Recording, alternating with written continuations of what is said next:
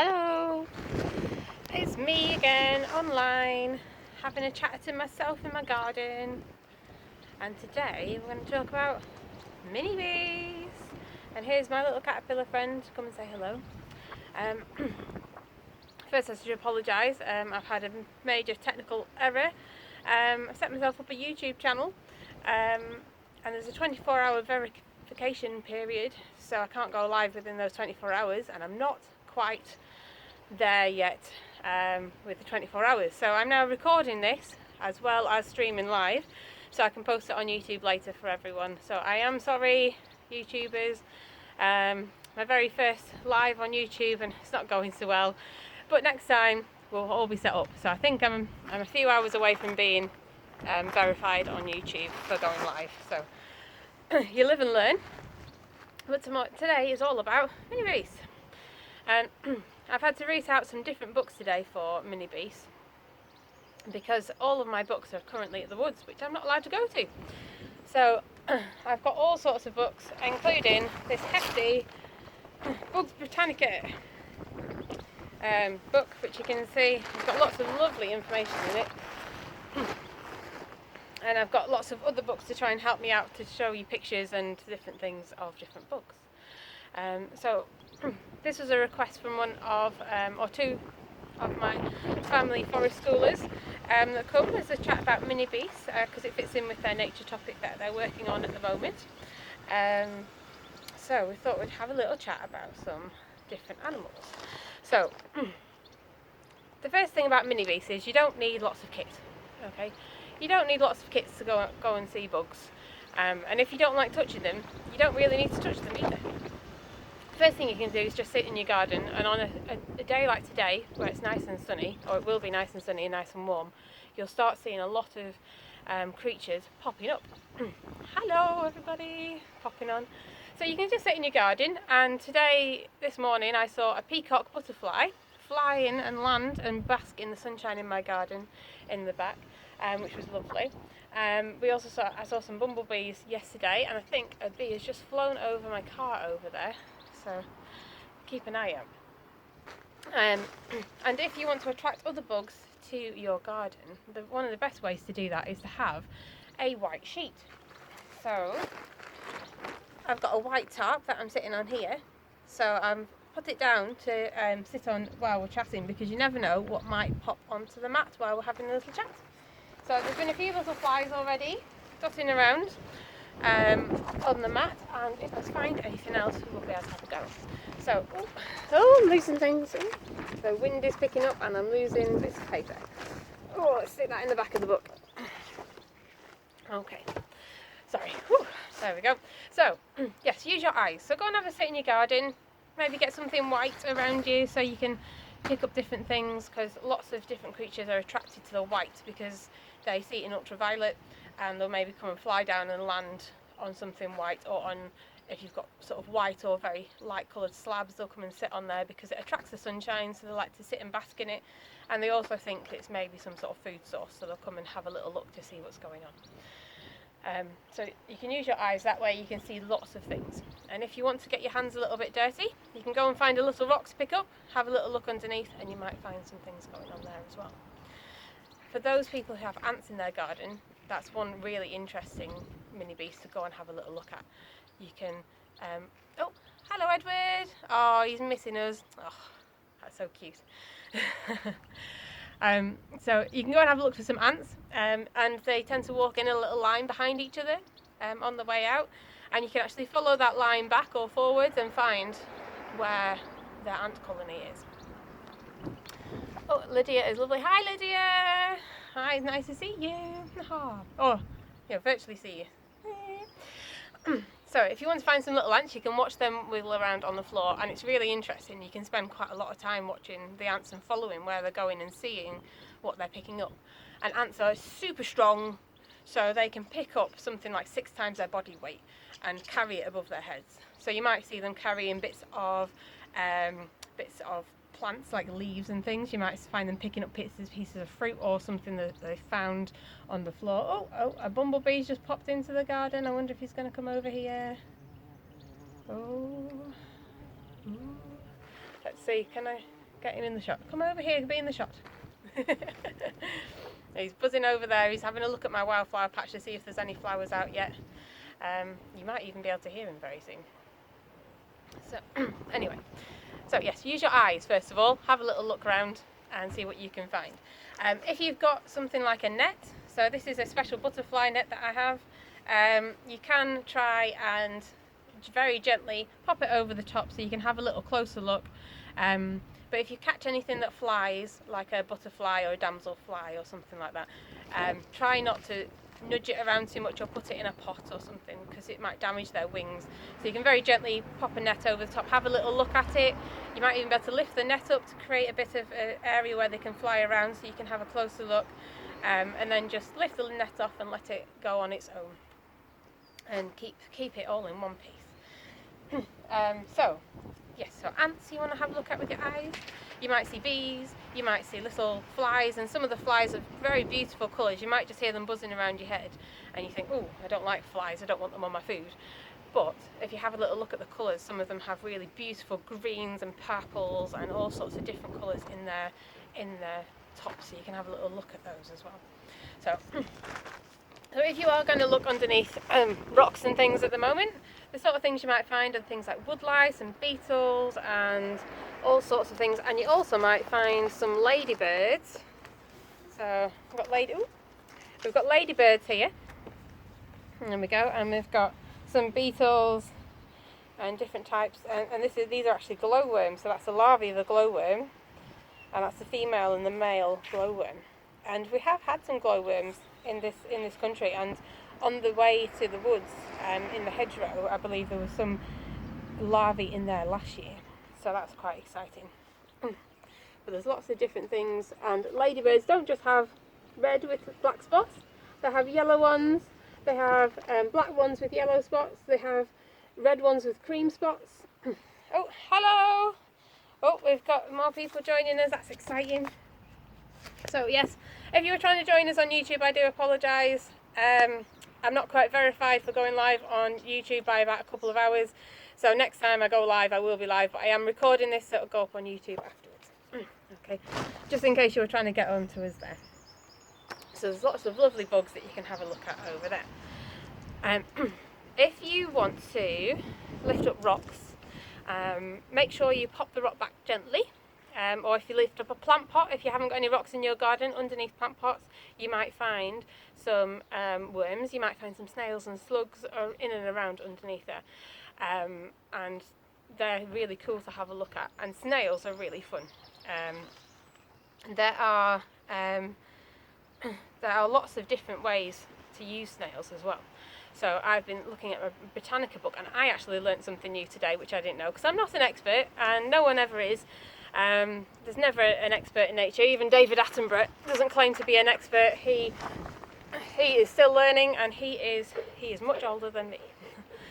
So I was reading in my Bugs Botanica book all about snail slime. Now snail slime helps snails slide along, so it makes it nice and smooth for them to slide. But you can actually use the snail slime for all sorts of different things. And back even in medieval times, they collected snails up, and they collected the slime that came out, and they mixed it in a mixture, like a cough mixture, and used it to help soothe people's throats and help with coughs and colds. And people used to drink the snail slime, which is a bit disgusting, isn't it? Yeah. And in Sussex, they were well known for their horrible treatment of snails back in the day to try and get... Oh, why do caterpillars wiggle? Wriggle? Oh, well, they do wriggle a little bit, but they're actually walking. So when they're wriggling and going along like this on a branch, they're actually walking along. So they've got sort of 4 feet at the front and a few feet at the back, and they actually take a step with one and then bring their back feet in, which makes them go like that, and then they bring their front feet out and their back feet in and their front feet out and the back feet in, and that's how they wiggle along. And why do we walk places? What do you think, Joshua? Do you think we walk places for food? For shelter? We might be trying to find someone to play with, or to find the love of our life and might have a wiggle around for that. So that's maybe what they're up to there. I did not bring out my drink, that was silly. As it's very windy, it's getting right on my throat.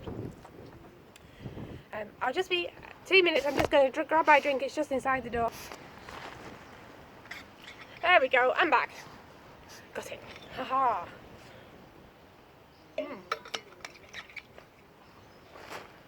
Right, so they wriggle along. And snails, they slither along and they make their trails. And people have used that for cough medicines. And slime is actually a bit antibacterial, which I don't know if I should be mentioning in these circumstances. I don't want people going out and hunting snails for that antibacterial slime. But it has got that antibacterial properties. And they also have in their slime, so let me read this word because I'm not very good at reading chemical words. So it's allotonin in their slime, and people collect their slime and make it into creams for their face because it helps with wrinkles and softness of the skin and makes your skin nice and soft. And Holland and Barrett's actually sell slime creams, and I don't know if they still do it, but but I think at least a couple of years ago I saw it, and it was about 2007 they released snail slime products, and they collected special snail slime and put it into creams for your face to help with wrinkles and bits and pieces over there. So, if you want to get rid of those wrinkles, get some allotonin from some snails and you can rub it on your face and make it beautiful. Okay. And fun you can have with snails. So if you do find some in your garden, you can always have a little bit of fun, and you can maybe have a competition to collect as many as you can and pop them just onto like a plate or a damp towel or something on the grass, or just find somewhere damp to put them because they don't like being on dry things, and you could collect them all up. People do snail racing even in the UK. They do snail racing and run around and do snail racing, and you can try and maybe get a piece of paper, write a number on, and sort of blue tack it to the top of the snail very gently. Don't try and super glue anything to any snails. They don't like super glue. And, there we go. They don't like super glue, and it actually melts them.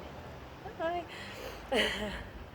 Okay, so you could have a little go at snail racing. Here's a picture from the UK, from the National Snail Racing Championship. So they stick it on with a little bit of water-based glue, and that helps them race it as fast as they can. So the people do actually try and race snails. It's quite slow, but it's quite fun to watch. Okay, there's lots of different snails. There are, I think, something like how many snails was it? I think there's about 25 different UK snails, but the most common ones are garden snails that you'll see. So there we go. So I've got a book here. Does it tell me in here how many? You know what my memory's like, I can never remember the facts and figures. I have to check in my books. But there's some beautiful snails here that you can have a little look at. So you might find some of these in the garden, some of them with different shapes and sizes. There we go. So there's spotty snails, there's hairy snails. If you're lucky enough to have a pond, you might have a pond snail. And the most common one is that one, which is a garden snail. And then I used to call these ones Roman snails, but they're not called Roman snails. But they do have a beautiful stripy shell, and I think they're really pretty to look at. So that's snails for you. Okay, so yeah, snails are gross, but also become quite fun. And they're also one of the things that people used to use a long time ago, before conkers, believe it or not. It was a very cruel and mean thing to do, but they used to put them on strings and play conkers. And then the beautiful horse chestnut trees came along with some conkers which are much better. for the snails, they would use the conkers instead of the tree. So that's much better. Okay, so if you look under your plant pots, you might find some snails that are quite interesting to look at. Slugs, woodlice, earwigs, millipedes, and if you're struggling to identify any of them, there's a really good app on Android. It's called iNaturalist, and you can take a picture on your phone and upload it, and it gives you suggestions of what it might be. So you don't need any fancy books. You don't need any fancy cards or ID sheets or anything like that off the internet. You could get this app on your phone, iNaturalist, and there's something similar on iPhone, but I can't remember what it's called. Do I have lots of snails in my garden?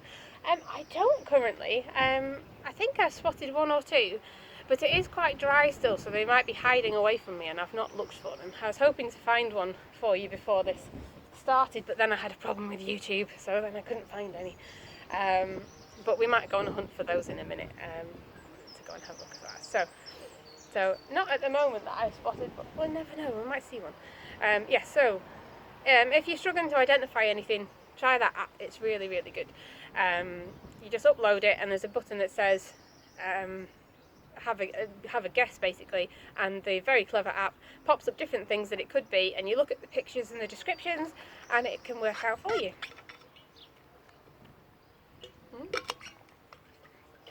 So is a slug the same as a snail, I've been asked? No, they're totally different. They do have some very similar properties, but they are completely different. But they both are hermaphrodites, and so when they do mate, they both then lay eggs. So they both have their babies, which is very fair and very hip, isn't it? Very 50-50. Yes, so the other thing you might find underneath your plant pots are wiggly worms. And wiggly worms are pretty cool. There are 25 different species of worm in Britain, and probably about 4 or 5 of them are the ones that you're most likely to see in your garden. And the most common one that you'll see are the really giant ones, lobworms they're called, and they're really long. They can be 20 centimetres or more sometimes. They can be really quite big and quite chunky, but they have a flat tail, as if someone sort of squashed the end of it. And those are lobworms, so they're quite fun to find. There's all sorts of earthworm things. There's an opal survey, it's called, that's got a really good worm flow chart. I've got a printed out version in my kit at the Woodlands, but you can find it online, and you can go through the flow chart and find all the different types of worms on there. It also gives you some really good methods of trying to find them. So you can actually dig a little square hole in your ground, and you can try adding water into it to see if the worms come up, adding vinegar in there, and I think the other one was mustard and a bit of water into the hole, and it encourages the worms to come up. So you could dig 3 different holes, put one with water, one with vinegar, and one with mustard in there, and see which hole produces the most worms. And then you can just pop your grass back on top afterwards, and your grass won't be affected by that either. So if you don't have any mud and you just have grass, you can just dig 4 holes in the grass, take the turf off, do the experiment, and pop your turf back on top, which is quite exciting. So again, for my Botanica book, worms used to be used to cure a lot of things. So people used to boil worms and eat them to help with stomach and kidney issues. They used to hold one in their mouth to stop toothache, and it's one thing that hasn't really been, they are edible, but they haven't really been collected for food, especially not in the UK. They've not really been collected for food reasons, but I'm sure a few of the kids have probably put them in the mouth and as a dare swallowed one whole, or even had a little chew to see what it tastes like, but I wouldn't recommend that. Not so good. So hi, got a few people watching. Okay, so worms, snails. So that's all the things in the ground. There's lots more things. There's hundreds and hundreds, as you can tell by the Britannica book. There's loads and loads of things that you can go and find. So one thing that's quite fun to find on a day like today where it's nice and warm, in the evening, the white sheet that I was talking about that I'm sat on, that attracts different creatures, is very good at attracting moths on the evening. So what you need to attract moths is a torch, like this one, and a sheet. And if you hang it up in your garden and shine the light at the sheet, and it will reflect all around and make a big light, and it'll attract things like moths and any sort of evening flying creatures, even some butterflies, and it'll attract them to the sheet. And then you'll be able to look at them in a little bit more detail. So that's quite a fun activity to do. It doesn't really affect them because they can just fly away. You don't need any fancy moth traps or anything like that to trap them into.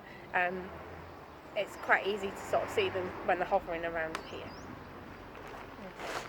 So that's quite a nice activity to do. And there's hundreds and hundreds of different species of moths, from micro moths that there are thousands of, to big hawk moths that are really quite fun to look at as well.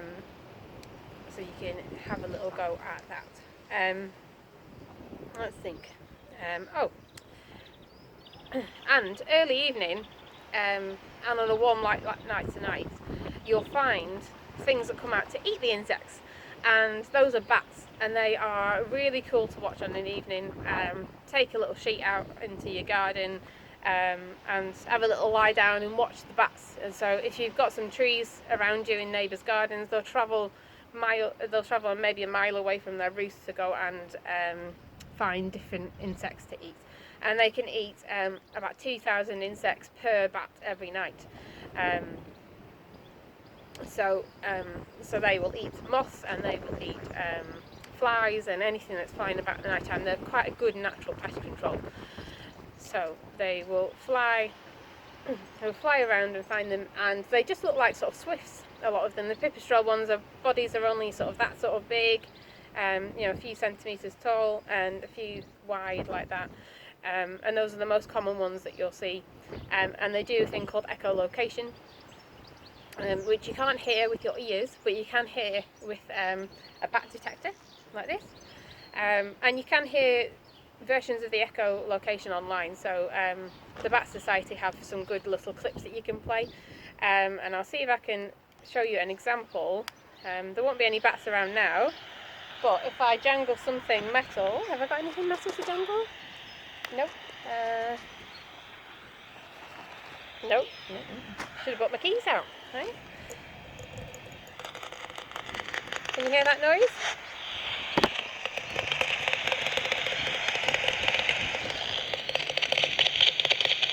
You'll hear like a little click, click, click, click noise. And then, what's quite funny is if you are, I'll turn that off. If you're out with a bat locator, you can actually hear the clicking noise, and you can tell the different species by the different clicking noises and the different frequencies it's picked up on. And then you can sometimes hear a noise as it catches a moth or a fly. You hear as it sort of captures it as it's going. So that's quite a fun thing to do. And I think you can get apps for your phone, but I'm not entirely sure how well they work. I've never really tried them to sort of hear the echolocation. But most of you will have pipistrelles. We did find some nocturals in the woodland last year when we had a camp over. We had a frequency, so you don't need to see them. You just need to be able to hear the different frequencies and the different pitches of the sound. And that helps those. So that's a really cool thing to do.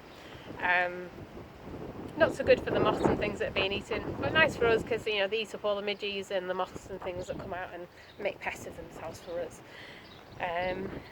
Yes, so I was going to show you some other things. So if you've got a net or something similar that you can catch flying things in, so you can have a little look at them, you can do that. If you've got long grass near you, can sweep it through the long grass as well, and it'll pick up any ladybirds and beetles and things hanging around in the grass, so you can have a little look at them in there.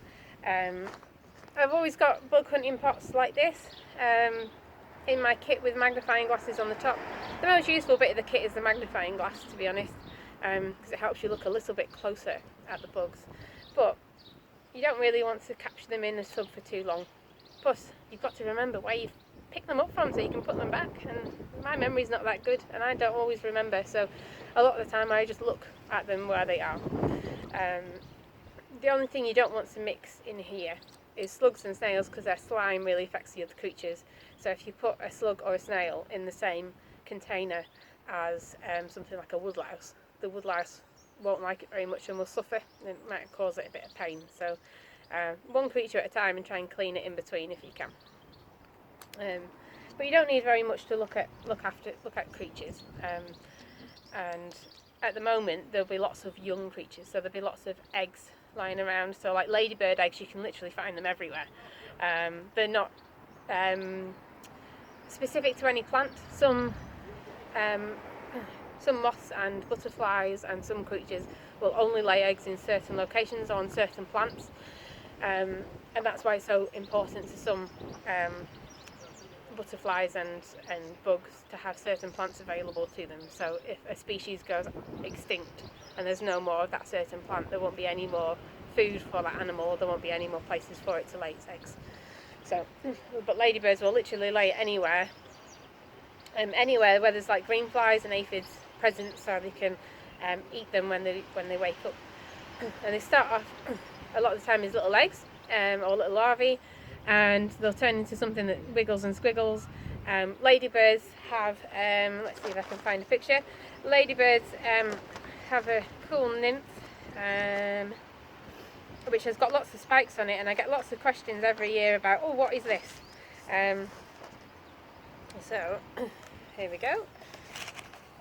There we go. So that's like a baby ladybird.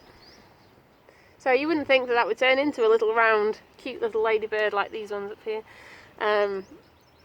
So if you find any of these dotting around as the weeks go on in your garden, those are little baby ladybirds. And that would be the eggs of the ladybird there, little eggs. But they're not picky about where they go, but they will eat all your aphids in your garden, so they're brilliant. So I used to collect ladybirds and put them in my greenhouse for my dad to help him keep all the other little flies and things off of his tomatoes. So that's always a nice thing to do. So if you've got a greenhouse or something, you can always pop them in there when your plants get a bit bigger. Yeah, so that's quite cool. Yeah, so you might see, you might even find some caterpillars. So butterflies and things that they lay their eggs and caterpillars, and they hibernate over winter, and they'll sometimes do it under like leaf mulch. So if you've got like bark chippings in your garden, or you've got some soil, you might, if you're moving it around or moving the rocks and pots around, you might even find some caterpillars that are still in hibernation over winter. I know we found some in the woods underneath the leaves when we were running around and things. We find some caterpillars for different creatures, and you might find them just underneath a layer of mud or a layer of leaves or something like that. So you might find little buddies like this just buried underneath the leaves. So I don't know if anyone's got any questions. I'm not a super expert on everything, but I'll try and answer any questions that I can, and make sure that everyone gets a little bit of time to do that. But I've gone through a few things and a few ways of finding them. You don't need anything posh to find bugs. Hi Pat! Oh, got a good question about worm cast that I didn't spot. So let's see. The worms were in here somewhere, and I'll be able to tell you. I don't know why worm casts appear.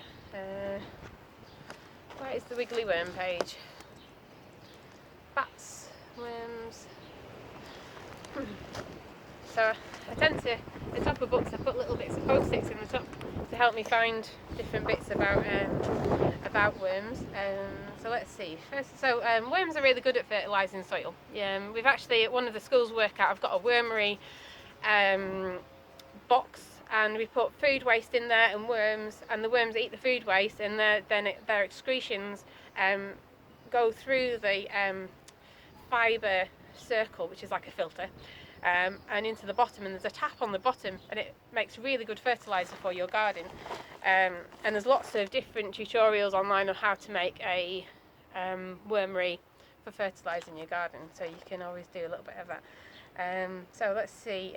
So earthworms provide a valuable rotivation operation, which I think is why they make those worm casts. Let's see if I can find anything on the worm casts in here. But I think it's just from mainly their tunnelling that the worm casts come out, because as they go in, they eat a lot of the organic material in the soil, and then excrete it out behind them. But they're actually making the soil much more nutrient dense by doing that. So they are brilliant to have in the garden, and that's why gardeners, if they're digging soil and like, oh, there's lots of worms in here, they know that there's good soil, because the worms are attracted to good sort of organic matter that's in there to eat it. So just scanning for the word cast to see if I can find anything. Charles Darwin was a massive fan of earthworms. He was really enamoured by them.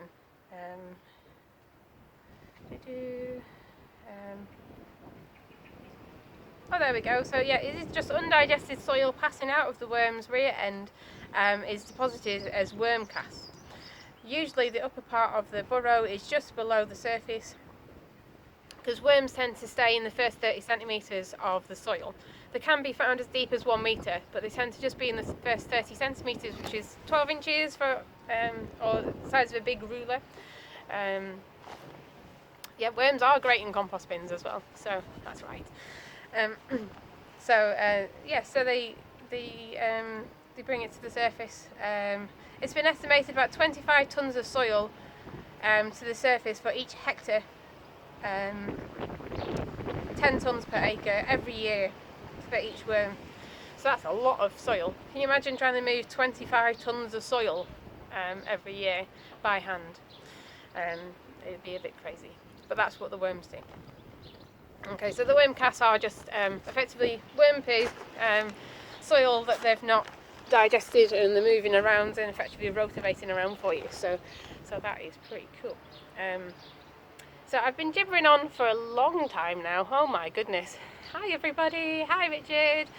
And I have been talk. So I think it's about time for me to say goodbye, unless anyone's got any more questions that I could try and help with. And I'm going to try and do a video in the week, one day during the week, about shelters and knots, and how best to build a shelter with a knot in your garden. And I'm going to have help from my little Jack, so it'll be quite interesting to see how that goes, because he normally has some good ideas.